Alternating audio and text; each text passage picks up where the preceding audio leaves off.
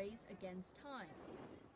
When a Singapore-flagged cargo ship with 21 Filipino sailors on board capsized in the South China Sea in January, China responded, saving the lives of more than a dozen people. CG number one. CCG number one. World's roughest seas. In Hainan, China's southernmost province, close to 30 organizations gathered to train for maritime emergencies. The transfer and treatment of injured personnel, onboard fires, oil spills, and even the recovery of lost containers. In the South The South China Sea spans vast deep water areas and involves multiple neighboring countries, making the deployment of rescue resources especially challenging. Receiving distress signals can also be more difficult in such conditions. And as typhoon season approaches, the risks facing vessels navigating these waters increase significantly. Getting help where it's needed requires that ships, aircraft, rescue teams, and government agencies work together. Sun Yuxiang from the Sunshine, the South China Sea. That includes the January mission when a cargo ship capsized near Huangyandao, putting the lives of 21 Filipino crew members at risk. First, we verified the emergency.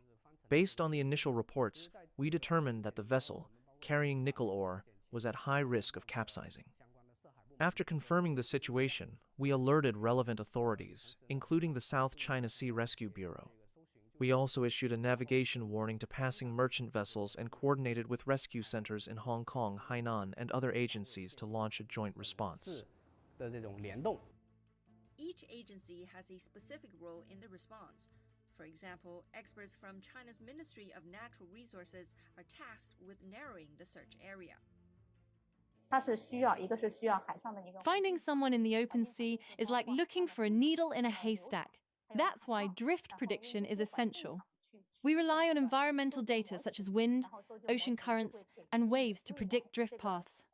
So, instead of searching the entire ocean, we're searching a defined zone, which improves the chances of finding survivors. At sea, every minute can mean the difference between life and death.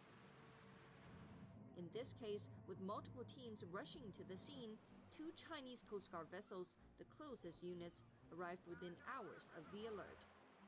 They searched for survivors in harsh conditions with strong gusts, waves over 3 meters, and poor nighttime visibility. The crew were widely scattered. We couldn't locate them using radar. We had to rely on visual search, looking for the faint glow of life rafts and life jackets to find their positions. Once life rafts were spotted, the rescue operation moved into its most critical phase, lifting the stranded sailors out of the water. Given they had been drifting for at least 6 hours, they were likely exhausted or unconscious and unable to self-rescue with life rafts.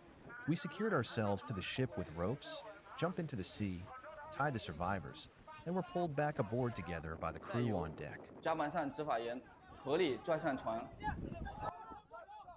Thanks to joint efforts involving Chinese rescuers, the Philippine Coast Guard, and other international vessels, 17 people were recovered from the sea. 15 survived. The surviving crew members were full of gratitude. friend. Sir, thank you so much. Sir, good luck. Good luck to you. Thank you so much. Thank you for saving our lives. Good luck. Give me 5, sir. Thank you. Yeah. Thank you. Okay. Thank you. Okay. Thank you very much, CCG. As the rescue force in this region, our job is to keep all mariners and vessels safe and provide effective help when emergencies occur. We do not distinguish by nationality. Whenever anyone is in danger at sea, we coordinate rescue efforts. This is the international responsibility our country upholds in the South China Sea.